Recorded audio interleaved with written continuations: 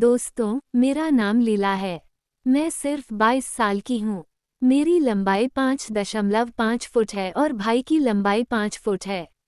जब वह हमारे घर आया, उस दिन मैंने जीन्स और टॉप पहना हुआ था, जो काफी फिटिंग का था। वह बार बार मेरी तरफ देख रहा था। हम सबने खूब बातें की और घर के सभी लोग नवीन भाई को लेकर बहुत खुश थे। रात में नवीन भाई माँ और पिताजी के साथ सो गए। मुझे लगा शायद वह मेरे कमरे में आएगा, लेकिन माँ पिताजी ने उसे अपने पास ही बुला लिया। सुबह नवीन भाई देर से उठा। तब तक माँ पिताजी बैंक चले गए थे और माँ हमारे लिए खाना बना रही थी। मैं भाई के कमरे में उसे चाय देने गई। उस दिन मैंने सुबह स्नान किया, तैयार हुई, मेकअप किया और फिटिंग का सलवार सूट पहना। मुझे देखते ही भाई खुश हो गया और हंसते हुए बोला, आज तो तुम बहुत सुंदर लग रही हो, किसके लिए इतना तैयार हुई हो? मैंने हंसकर कहा, पागल, तेरे लिए। भाई हंसते हुए बोला, मेरे लिए? मैं तेरा पति थोड़ी हूँ।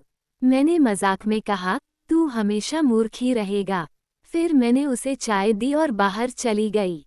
कुछ देर बाद माँ ने नाश्ता लगाया और पड़ोस वाली काकी के पास चली गई। थोड़ी देर बाद भाई नहाकर नाश्ता करने आया। मैं डाइनिंग टेबल पर उसका इंतजार कर रही थी। मैंने उसकी तरफ देखा और आंख मार दी। भाई हंस पड़ा और बोला, ऐसे आंख मत मारा करो। हम दोनों हंसते हुए नाश्ता करने लगे। मैं उसे लगातार देख रही थी। मैंने पूछा, दूध ला दूं? उसने इधर उधर देखा और कहा, पी लूंगा, लेकिन रखा कहाँ है?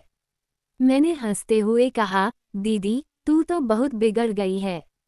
मैंने मजाक में कहा कि हमारे रिश्तेदारों में पहले भी ऐसे रिश्ते हुए हैं।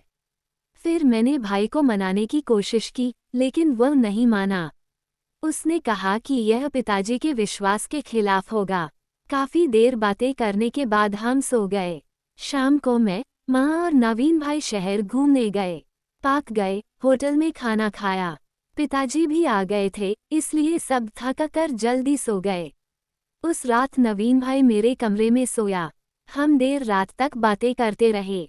तभी माँ के कमरे से अजीब आवाजें आने लगीं।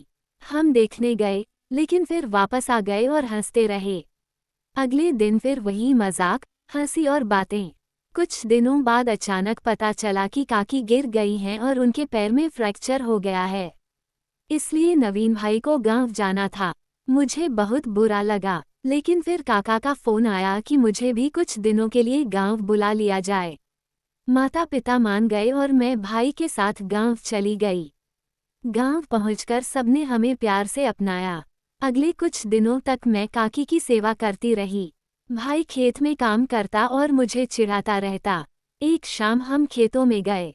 ठंडी हवा चल रही थी। मैं बहुत घबराई हुई थी। उस दिन के बाद कई बातें बदल गईं।